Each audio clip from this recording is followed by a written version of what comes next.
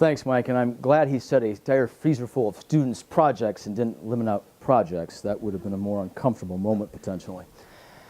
I was lucky enough to receive the 2013 McKenna. And this was a major thing. The idea of the McKenna Award is to enable new faculty to get their feet underneath them and to go forward with research, to promote research. I did something a little different. I put the money into 2 students, one there and one there. I kept a little bit for me, but the rest went to those 2. Because the reality is, I like money, but this isn't about me. I have to help you all. And how do I help you all? I start with these 2. You're going to find out. So these 2 did all the work. Alyssa and Karen did all the work. I am here as eye candy. Since I've come here, I've taught a fair number of classes, and if you're really bored this fall, please take plant molecular biology. It's going to be a lot of fun. We're going to turn things on in their head. We're going to do some crazy stuff in there. So if you got time, sign up for it. Turns out we do a lot of advising. I keep getting more of you, and some of them are actually my advising, and some of you just come in and ask me questions, and then I get confused.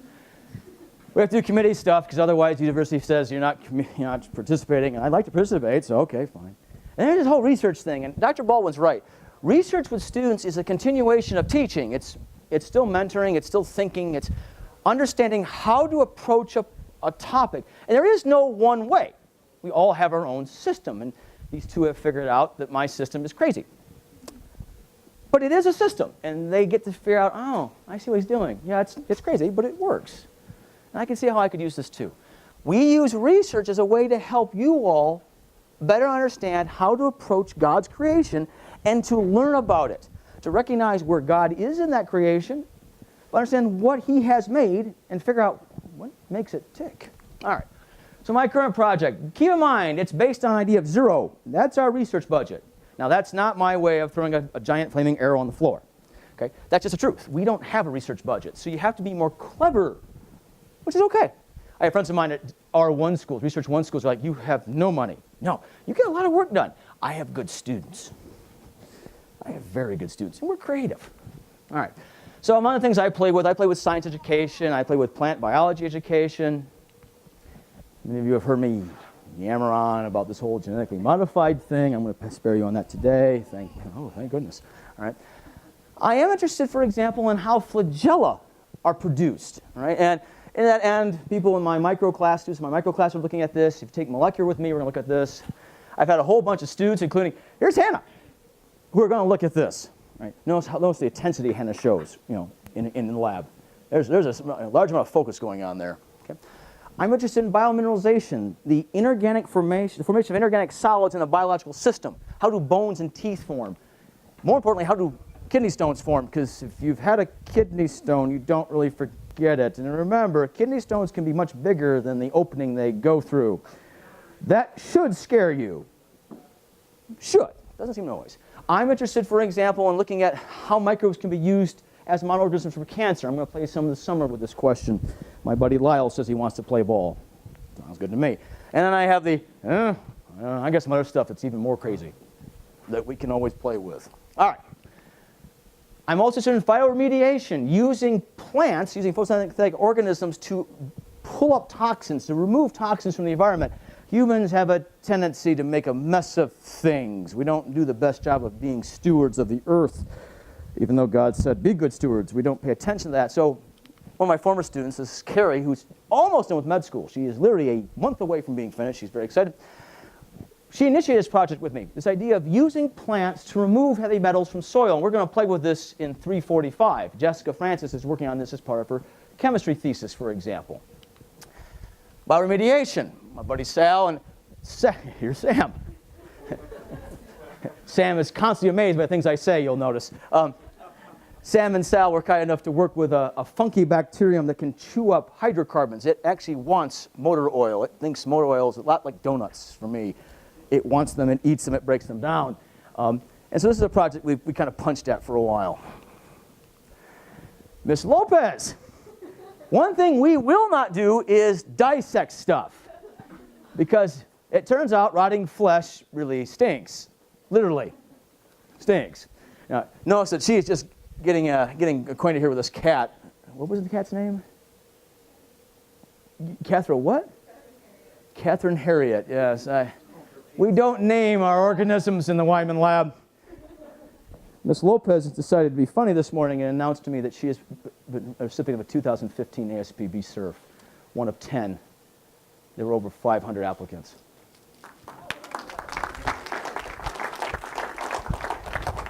She thought she was funny. She says, I happen to tell you, he. I'm thinking, he, what? What do I know? What am I going to be? What does this mean? I'm very proud of you. You know that. And then the other thing I like to work on are peroxisomes. And I've been doing this in collaboration with a member of my PhD committee, Dr. Laura Olson at U of M, for some time now. And she's been far better to me than I deserve. And I don't mind. I appreciate it. But she's been really good to me and my students. And then these two. So this one comes walking in a week and a half into my tenure here and says, I want to do research. Isn't that cute? Freshman. Think she's going to do research? Yeah. Turns out she was pretty good. Pretty damn good. This one right here was sitting in a Psych 170 class while I was giving a presentation. She kept laughing at my jokes, which meant she had a higher level of thinking. She kept laughing and paying attention. And then afterward, we talked a little bit. I said, oh, okay. She took 112 on a whim. And I was standing right here, and God said, go get her, moron. Go get her. Which one? That one. You sure? Yeah. I fought that for about a month, and he kept pegging me in the back of the head. Go talk to her. Go get her. It's your job. So I did. Worked out really well for me. God will talk to you. You have to be willing to listen. And sometimes it means listening carefully. Don't fight it. He will talk to you. It will be there. There is no mistaking it. There's no mistaking it. So this is at the 2014 meeting for the American Society of Plant Biology. Poor Rochelle got stuck taking the picture. That's why you didn't see her. And they presented a poster, and you can see this poster outside of my office right now. It's a little bit beat up, it's a little bit faded, but it's still there. It's kind of cute, isn't it? You look at this thing now and how far we've gotten. We didn't know anything then, did we? Nah, we know some stuff now. We know some stuff. So peroxisomes, why do we care about peroxisomes? Well, they're small membrane bioorganelles, and all eukaryotes have them. All right. They're responsible for all kinds of cool tricks. They can break down long-chain fatty acids. They can process out oxygen radicals. This is probably a good idea, actually, to get rid of these toxins. And in mammals, if you don't build peroxisomes properly, you die, right? Zellwegers, you're dead by 12 to 18 months, period. X-linked adrenoleukodystrophy, ALD, this is Lorenzo-Oils disease. Right? You can live longer with this condition, but you end up getting, for example, early onset dementia. Now, it turns out you make these mutations in mammals, the mammals die, and they're expensive. You make these mutations in plants, plants live. And plants have the exact same genes and systems as the mammals. Interesting. We really don't know how peroxisomes are built, what they're made of, or what controls them. So we have a set of questions. We have a set of organisms where they don't die if you make mutations. And those organisms, no one cares if you kill them. Literally. Yeah. All right. Because peroxisomes do not have their own genome, remember, mitochondria have a mitochondrial genome. Chloroplasts have a chloroplastic genome where part of their functions are kept. Peroxisomes are all nuclear. Okay? So all the genes responsible are in the nucleus, which means that proteins that build them are, the information is generated from the nucleus, the mRNA is sent out into the cytoplasm, it gets translated into protein, and then shipped to the peroxisome. This seems kind of complex. I mean, I have the information over here, and then I get parts here, and then I build it over here. That's really complex. I don't know how that works. And so in order for proteins to get into the peroxisomes, you need a ticket. And you either have a PTS1 ticket, which is on the carboxyl end, the foot end of the molecule, or a PTS2 ticket, which is the head end or top end of the molecule. Okay? It's like a zip code. I actually lived in that zip code for a while. It's very warm. Right? And so, for example, PTS1s, the last 3 amino acids tend to be conserved. You tend to get very similar amino acids at that zone. And that's your bus ticket. That tells the cytoplasm, the machinery of the cytoplasm, send this protein to the peroxisome. Or you can have an N-terminal sequence, and they're quite a bit longer. They do the same thing. It says, take this protein and send it chunk to the peroxisome. So we can use amino acid sequences from proteins to predict, does the protein go to the peroxisome? But much like life, just because you predict something's going to happen, does that guarantee it's going to happen? For example, if you ask out your future wife the first time after she slid into home base on a softball game and has a scraped up knee, a scraped up forearm, a scraped up cheek, if she wants to go out and get some ice cream and she says no, I don't recommend giving up. Turns out that women don't like bleeding when they go out. Strange. Think much of that, it turns out. He's crazy, I don't know, maybe. How do I get a peroxisomal protein into the peroxisome? All right, step one. The PTS1/2 proteins are captured by molecules called peroxins. Remember, cell biologists name things for where they're found or what they do. We like cell biologists because they're rational human beings. All right? So they're caught by these peroxisomes in the cytoplasm, and they get dragged to these giant complexes of proteins that enable import of that PTS1 or PTS2 protein into the peroxisomal matrix, into the inside of the peroxisome. No, it won't find Neo there. Okay.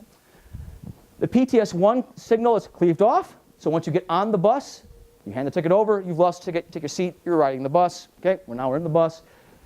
The protein is folded into a proper conformation, a functioning capacity, and the receptor goes back out and go again. Oh, that makes sense. All right. For this process, we work with a weed. Oh, it's a mustard seed, found on 6 continents. Arabidopsis thaliana is a flowering plant. It has a fully sequenced genome. We know what every gene is in the plant. We don't know what they all do, but we know what they are. We can identify them. This is gene 1, gene 2, gene 3, gene 4. We can transform it. This is a little different than getting dipped in the River Jordan. What we actually mean is we can add in DNA. We can take DNA from an exogenous or foreign source and put it in, for example. Oh, it's kind of a cool trick. We can modify its gene expression. We can turn genes on or off. Right? We can impact when genes get expressed or not. Pretty cool trick. It grows fast, makes seeds in a hurry, and it's relatively easy to work with. Okay? It's actually great for working in the lab because it's small. We're on light racks. Oh, that's kind of nice. And what's cool, 50% of the genes in Arabidopsis you have a copy of. Makes you wonder about your cousin, doesn't it? Doesn't move very much, likes to lay in the sun. Put it together, people. Put it together. And what's cool is we can use it for biomedical research. It has been for years. It's recognized as a valid system for biomedical research. And a lot of students here keep telling me, I want to do biomedical research, but you work with plants. I give you credit for recognizing I work with plants. That's great. That's fantastic. Plants, much like you, are eukaryotic, and they do a lot of cool things just like you. We can use them as models. Because most importantly, it has peroxisomes. But if you make mutations in the peroxisomes in Arabidopsis, it doesn't die. It's sad. It can be wilted. It can be yellow, but it's not dead. So, Alyssa's project. What did Alyssa do?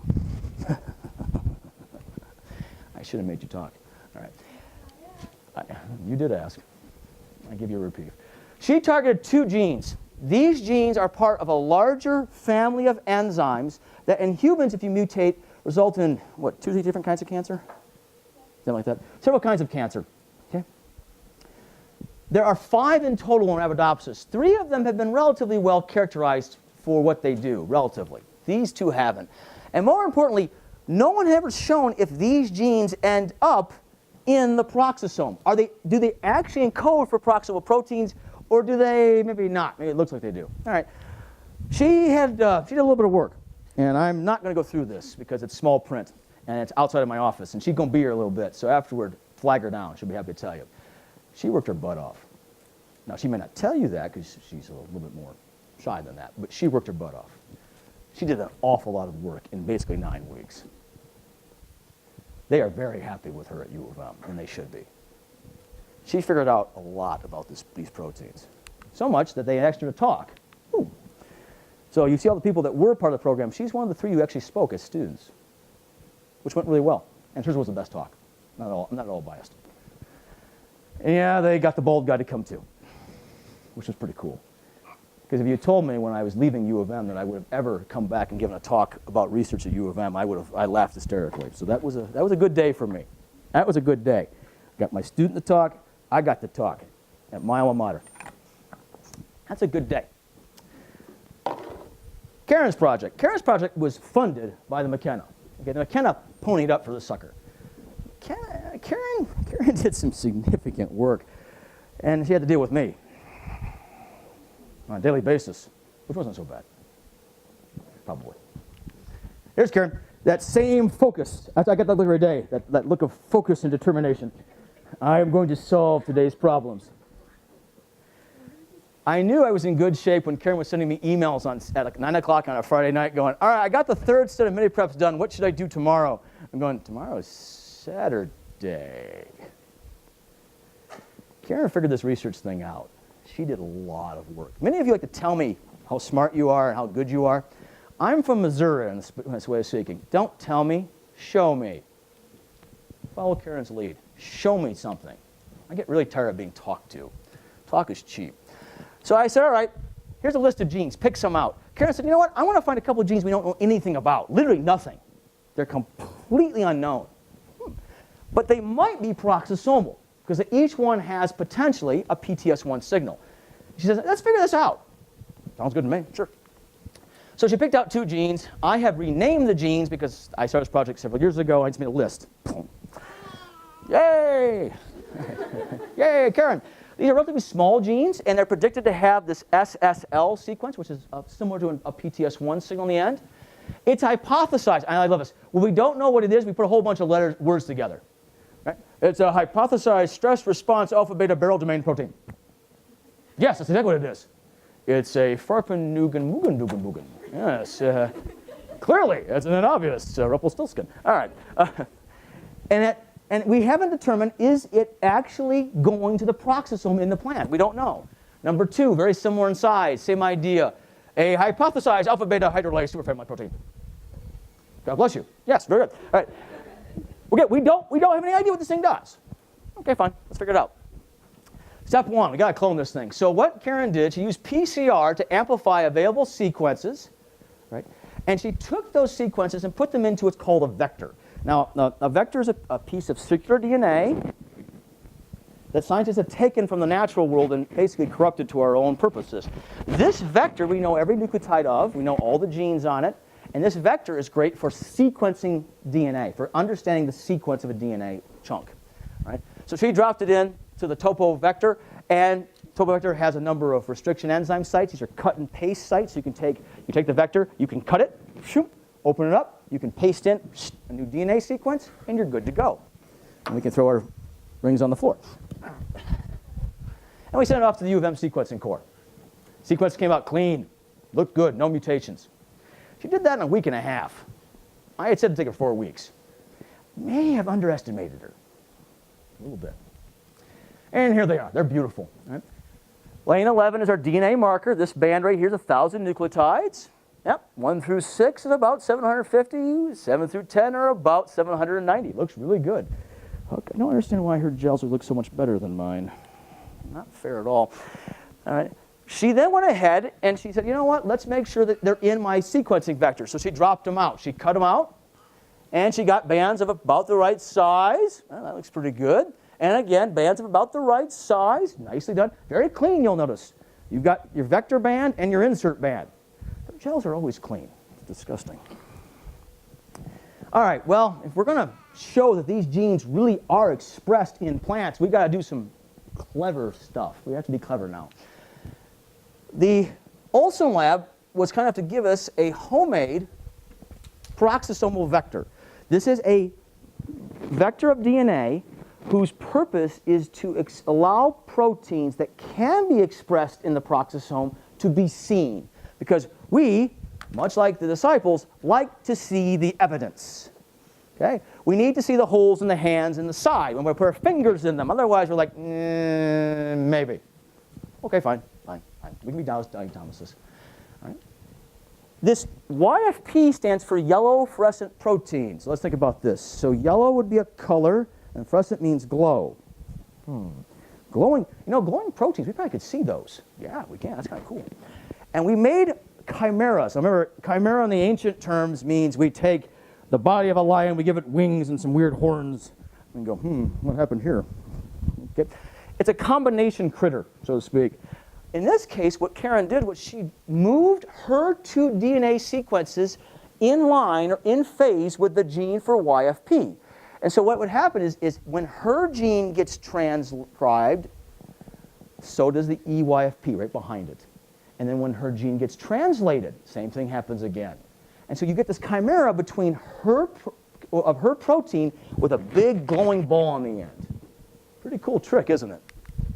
Now it's a big plasmid. It's 11 kb. This thing's gigantic. Okay? This would be like you walking around trying to move around a big medicine ball constantly. Okay? It's a huge thing. But it seems to have worked because we see the vector, we see the inserts, so they're the right size.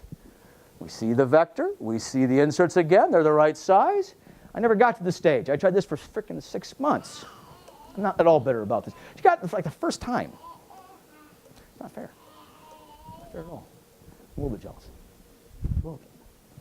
She's like, I got it. I'm like, what? Yeah, I got it. Both? Yeah. Okay. I'm going to go in the office now and kick the door a little bit. I am just a little bit proud of her. Tiny bit. This is tobacco, the most evil plant on the planet. If only this was hemp, then I'd be okay, but it's not. A little bit tongue-in-cheek, just a tiny bit tongue-in-cheek there. Tobacco is not that evil because tobacco is really good at doing fluorescent expression studies. Oh. See, what we can do is we can take that EYFP vector, which contains Karen's constructs, and physically incorporate it into the plant. And if her genes really are localizing or moving to the peroxisome, we can actually make the peroxisomes in the leaves glow. Kind of a cool trick, isn't it? I think so, too. I have no idea. So these are called in-plant expression studies. We're going to infect the tobacco with a naturally occurring bacterium found in the dirt right now. If you go outside, dig up the dirt, you're going to have Agrobacterium tumefaciens on your hands. Don't panic. It's not going to hurt you. It doesn't like you. It likes plants. Right? So we generated, the Olson lab was kind enough to take the constructs and move the constructs into the Agrobacterium lines. You allow the Agrobacterium, it will naturally infect the plant. It wants to infect the plant. Okay? And then what they say is, okay, look, let's see if we can get peroxisomes to glow. Now, when they infect the tobacco plant with Karen's constructs, they also have controls. Because it's important to have controls in experiments, isn't it? Because if you don't, then the professor asks where are your controls, and you're going, We go, well, how do you know it worked? I'm not dead. Option, yes. Not a good way to do organic chemistry, but one option. I don't recommend my approach myself. By the way, death isn't really an option in my lab, so you don't have to worry about that so much. I'm like, will I die? Will I get poisoned? No, not really. No, not so much. We like to make sure that everything works. So we have control vectors. For example, one vector expresses protein in nucleus, and one expresses protein in the cytoplasm, and one expresses protein in peroxisomes to show us where peroxisomes are. All right. So the Olson lab was kind enough to go down and use a confocal microscope, which Alyssa has played with. That was fun, wasn't it? Intense. You didn't like being in a dark room for 4 hours? So the room is pitch black except for one little red light. And the room is about, that was kind. Here and over, that might be it. Maybe that's probably too big, isn't it? Because you can get 3 bodies in there if 2 bodies are sitting on top of each other. Everybody get cozy. And the idea is, let's see if we can get cells to glow. Because the cool thing about confocal microscopy, the cells are alive. They're working. It's kind of a cool trick. All right? So our question is, do we see fluorescence from Karen's constructs in the peroxisome? Now, we were waiting and waiting, like, oh man, this is it. We're going to find out. Here we go. And then we got this picture. Now, what's cool, these are actually the outlines of plant cells. These are all, it's like a jigsaw puzzle. Those are plant cells on top of each other. Oh, that's kind of cool. I call this one running guy or jumping guy. I just, all right, that's cool. All right, didn't read the email very carefully where it said I attached 28 images. Oh, 28 images, that probably shouldn't matter. So we got this picture, and there's these dots. And Allie, who sent me the images, who did all the work, is like, so what's cool, we got colored dots. I don't see color. Mrs. Wyman doesn't like to see color at 1:45, especially when you wake her up. Honey, what are these dots? If the house is on fire, I'll let you live. She didn't say it quite that nicely or calmly, as I recall. Like, oh, yeah, boundaries are important there, buddy. I want you to pay attention to this box and this constellation of dots and this kind of weird glowing spot right there, which you probably can't see in the front, let alone the back, but trust me, it's there. Because each of these arrows shows a white dot. Those white dots represent Karen's expressed protein at the exact same point as a positive control for peroxisomes. This particular gene encodes for a peroxopromoprotein. No one's shown that before. She was the first. And that same supernova is still in the back. Right? So proteins fused to EOIFP are pseudo-colored in yellow. They actually aren't yellow on the screen. We false color them because of the way that the confocal absorbs light. Right? And the positive control is magenta.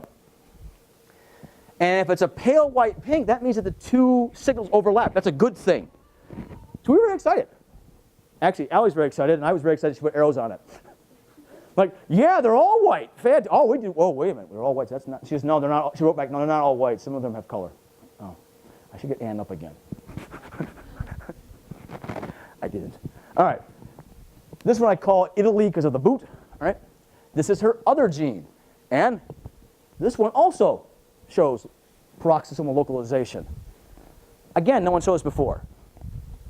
Karen's feeling pretty good at this point. I'm feeling pretty good. All right, so what have we done so far? So far, she has successfully shown, in basically 2 months of work, 2 unique genes, uncharacterized within the Arabidopsis genome, do produce proteins that go to the peroxisome. Don't know what they do, but they go there. Now, of course, what was Alyssa doing during all this time? Well, it turns out she also was busy. ATF hit also goes to the peroxisomes. AT hint 2 does not want to go to the peroxisomes right now. I think if we talked to it a little bit more sternly, it would understand what it should do. A little confused because, no, I guess that's not true though, because only of the other 3, only 2, right, localized? It's not, so maybe I shouldn't be, so there are 5 hints, remember, in all of Arabidopsis. Of the previous 3, 2 were shown to localize, 1 was not. So maybe 2 of them are cytoplasmic, for example, and 3 are peroxisomal. That is entirely possible. But it's still pretty cool, because no one's shown this either. Huh. As I say, I'm going to go slight diversion. Her PTS signals were weird. It's like a bus ticket that got mangled, run over, and then chewed on. The kid's fault. Okay. Kid's fault, this one. The fact that it worked at all was surreal. All right. Well, all right, so we've gone ahead and we've shown now that the proteins are going to the peroxisome. Wouldn't it be kind of cool to figure out what the proteins look like, what they function as? Gosh, what if we could just, oh, we can do that. Well, we can do a lot of things. That 28A is an ancient protein vector. Ancient because I used it as a graduate student, so you know it must be old. It was old then, by the way. I had to walk uphill to get to it, through the snow. All right. It allows for bacteria cells to express these proteins recombinantly. What that means is we can artificially produce these proteins in bacteria. Bacteria, for reasons you don't have to worry about, are really good at expressing plant proteins. It's an interesting fact. It's a relatively large plasmid, but it has all kinds of cool markers. And what's really interesting is it can put a histidine tag on one end. What does that mean? It can put double-sided tape on the end. So for example, and I hope this never happens to you, let's say you're walking through a painting gallery, sort of a painting, and you walk through, and there's double-sided tape on the ground, and you get a piece of double-sided tape on your foot. So now you're dragging along, and it's collecting stuff, right? It's collecting debris, dust, possibly mice, spiders eating mice. You never know, right? So you're moving along. That's what this is. And the histidine tag is a sticky piece of tape that we can grab. We can hold on to. Oh, all right. And so, again, Karen's hands are ridiculously good at science. It's scary. She's like, okay, I got this problem. And she knocked this out in 2 weeks. She moved her genes into this vector and confirmed it, because she's really good at what she's doing. I'm like, oh yeah, look, there's the vector and there's the insert. There's the vector and there's the insert, and it's clean. I'm no longer irritated now. I was like, this is great. Fantastic. I'm going to hand her some lead soon so she can get some gold out of it. No, that's what we're going with next. We should make some protein. Now, when I say we, Karen says she gets tired. She wants to sleep. She wants to eat. She has a lot of excuses I get from Karen. I have to study. Parasitology requires attention. I have organic. Blah, blah, blah, blah, blah. Jeez. Fine. What am I going to do? All right. Well, fortunately, advanced biochemistry students are easy to find, and, well, we can quickly manipulate them. So Richard and Anna were enlisted, and they were willing, which I appreciate, and they did a great job. They did a fantastic job. They went ahead and they moved Karen's plasmids into bacteria that had been mutated to express protein. They expressed the protein. They allowed the protein to be generated by the bacteria. They freed the protein. That means they had to kill the poor bacteria. And then they used column chromatography to slowly separate out the bands. All right? And it worked beautifully, because these bands right here are the overexpressed protein, highly purified. They did a fantastic job. Very pleased. In basically a 4-hour expanse, they went from cells to purified protein that we can now characterize. Fabulous. All right. The proteins are a little smaller than we expected. There's no sign of degradation. It doesn't appear that we got degraded proteins. There's no reason to suspect we should have got degradation. So we're not fully sure what happened just yet. We're going to explore that a little bit more. It's possible there's a problem with the gene sequencing, for example. But nonetheless, we get protein, and it's pure. All right. So what can we do with it? Well, we can characterize it. That'd be kind of nice. Now, because at different points in time, Karen got way out in front of her project, because she's good at what she does. She said, I'm bored. She actually didn't say this. Her eyes said it mostly. She said, I'm bored, Dr. White. I'm like, oh, you poor thing. So I gave her more to do, which she certainly appreciated. She characterized mutant Arabidopsis lines for her genes. And she compared them for differences between the wild type for growth and development. How many sleeks do they make? So how many seed pods do they make? How tall do they get? When do they flower?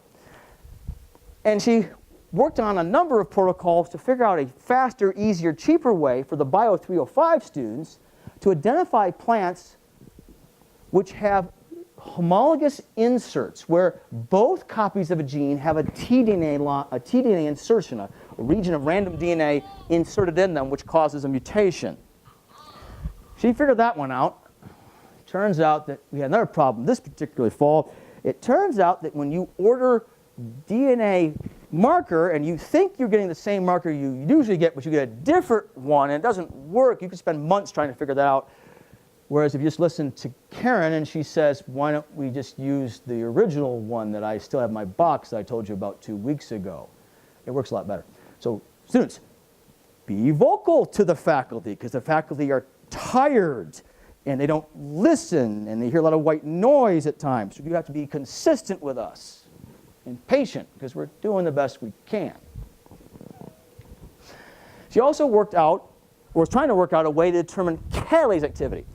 Catalase is the predominant enzyme found in peroxisomes that detoxifies oxygen granules. So I had this brilliant idea. You know what we should do? We should find a chemical test we can do to assay wild type and mutant protein, plants for catalase activity. It'd be easy to do. No, not easy to do. Does not work well. Spent a lot of painful periods trying to figure out the system. Turns out the Olson Lab has a protocol from 1987 that works pretty well. I guess this is why another thing you students should think about. Ask before you jump in. The old axiom, which you have never heard probably, 2 weeks in the library saves, say 2 hours in the library saves 2 weeks in the lab, is a truism. ask questions before you start to jump into things. So we're still playing with that. This new protocol looks very promising, and it should allow us in Bio 305 lab to quantitate the difference in cat activity between mutants and wild types potentially, which would be kind of cool. All right, so in conclusion, what did we accomplish? And I say we, I mean Karen, because I am my candidate. All right, she cloned out these two previously uncharacterized genes and got them into 3 distinct vectors, one for sequencing, one for in planta within the plant expression, and one for protein expression. And we are fairly confident in the in planta expression. There's a couple of tests we need to do, but we're feeling pretty good about this. Allie's feeling better than I am. So this is great. I'm going, yeah, that looks pretty good. I still can't see color, all right? And nothing to do about this. We now have purified recombinant protein from her genes. So, for example, we can look at the structure of these proteins. That's something we're going to do this fall. We're going to use UV-Vis, for example, and look at protein structure and see what we can find out from it. We're going to try and figure out how we might figure out their functions. And if that means using radioactively labeled substrates, we're not doing that. No matter what she says. We're not doing that. We might do other things. And we're still doing in vivo genetic studies of these genes and their mutant forms in Arabidopsis. That's still going on right now. So she's got plenty to do yet. Fortunately, she has another year. And if I play my cards right, she can get another year and a half. What do you mean no? Ouch. I thought you cared. All right. And we're still working on catalase activity. All right.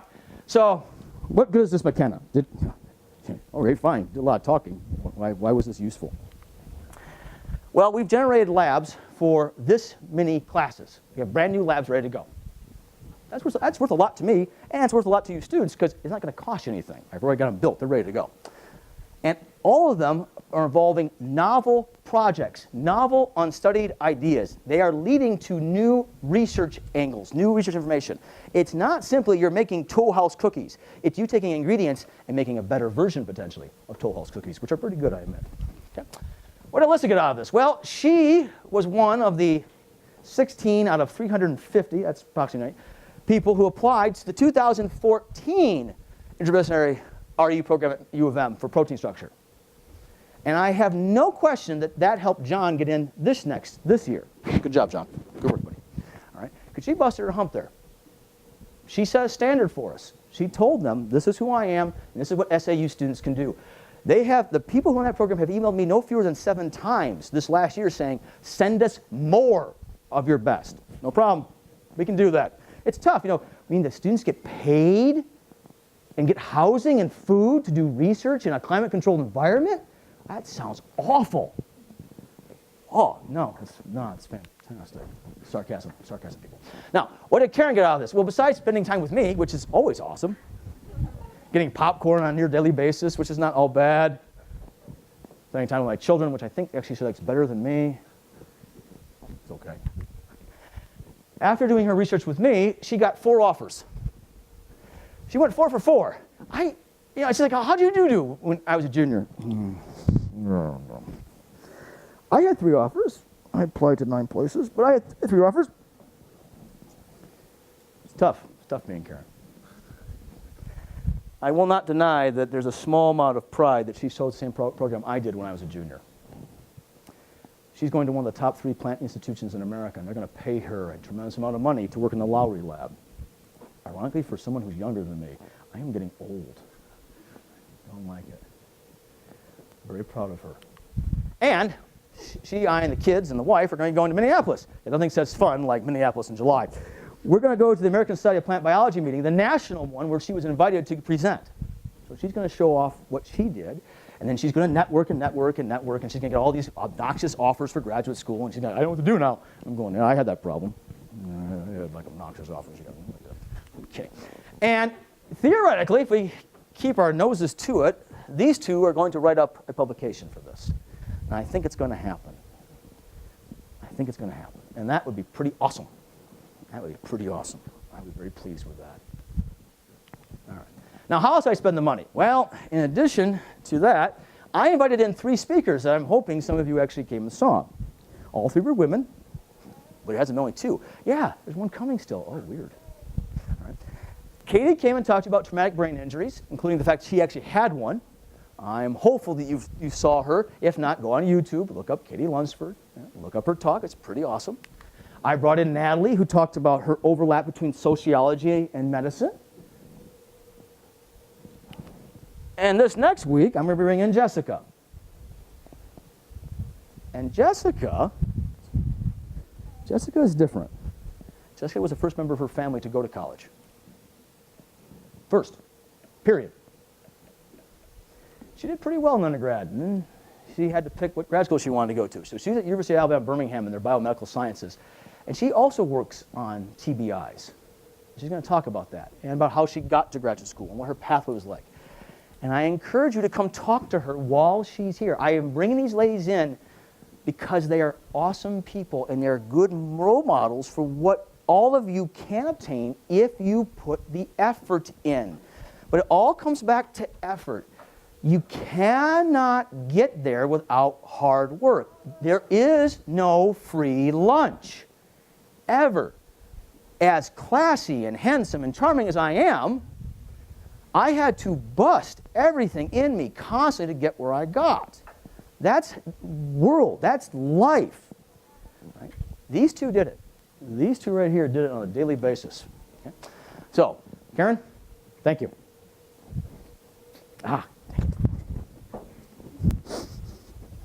Almost made it. Almost made it. I'm very proud of you. You did really good. And Alyssa, I'm also very proud of you. You know that. You did good, kid. You did right by me. Richard and Hannah, thank you for doing my dirty work for me. I am inherently lazy, and Karen seems to insist she's tired all the time.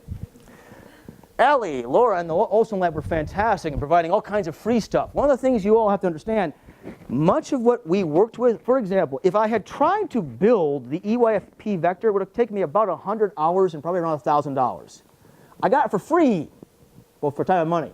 Now, there is a free lunch in that sense, isn't there? It's called collaboration. They were very nice. So they were awesome at technical help, at setting us up with supplies, things I couldn't actually get on my own. They took care of it for us. That's the whole point of collaboration. Right? The departments of biology, biochemistry, and chemistry were very kind about letting us pilfer, borrow, obtain, utilize equipment and supplies. Pilfer, how dare you. All right. To obtain necessary reagents and materials we needed, right, throughout the summer and otherwise. And the Cannon family was very kind to give us this award. We have used this award to the best of our ability. We have used it to try and enhance both the graduate opportunity for these two, the opportunities for the rest of you to have a more effective lab experience, to get mentoring in fields that may not involve, oh my, I might not go become an MD. Yes, God forbid you didn't become an MD. It'd be the worst thing ever. No, you don't have to be an MD. You can do anything you want, but you have to have a plan, and you have to listen to the options available to you. And so that award was fantastic, and I truly am grateful for all the money they provided. And so many of you are sick and tired of my handwriting, which comes with scribbles and says how so and why and explain. I know me. This is why. So this is the tie I wore when I got married. My favorite tie. Best day of my life. Still not stained, is it? Yeah. I married this beautiful woman. I do not know why she said I do. I'm grateful. I am very grateful. It's been a wonderful 11 years. And then she carried these two, which keep getting bigger. Look at that face. Look at that face. And bigger, and bigger, and they talk, and they run, and they climb. And this one right here at 5:30 in the morning goes to this one's door and bangs on it. Ava, Ava, Ava, play. I'm not going to survive to age 3, but it's okay. It's all right. It's fine. And with that, I have finished on time. I am very impressed with myself, too. What questions do you all have for me?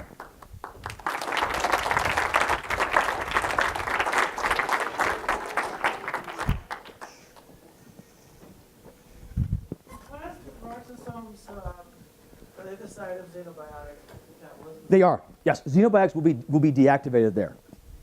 So, do you have any evidence that these are upregulated when you give them Yes. antibiotics? Yes, they are. Pesticides? Correct. Yep, they are. We have evidence for that.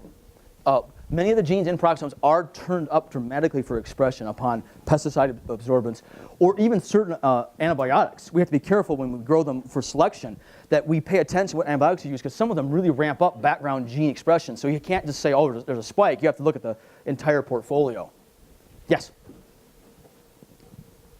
Zeb, talk to me. If you have like a specific plant, like what plant do you want to do for research other than Arabidopsis and is there any Grape. Grape. Grape. There's a huge amount of money in grape because people like to eat grapes. They have grape jelly and a drink called grape juice that can be modified for other purposes. So grape would be it. Absolutely.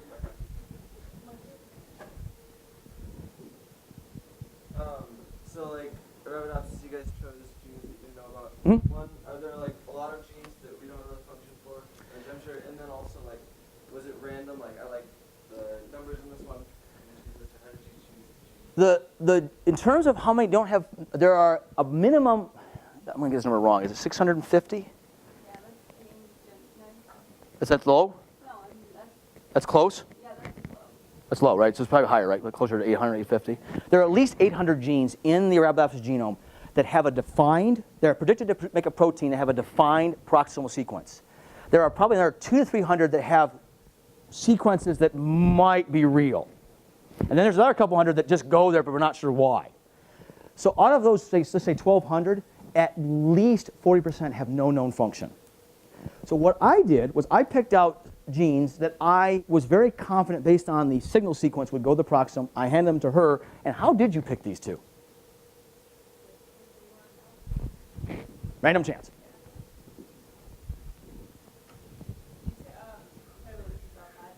Mhm. So if we understand how peroxisomes are built in plants, how they form in plants, how they're attenuated in plants, the same mutations in plants occur in humans, but the human dies. So the idea is to look at the mutations in the plants and then say, what could we potentially do? What kind of drugs could we add that would stabilize the protein? Or what kind of drugs could we add that could actually modify the DNA so that you would get an appropriate protein made in a human? It's a way to look at how could we fix a problem that will kill you before we can do anything about it. That's the approach. It's an excellent question. Technical question.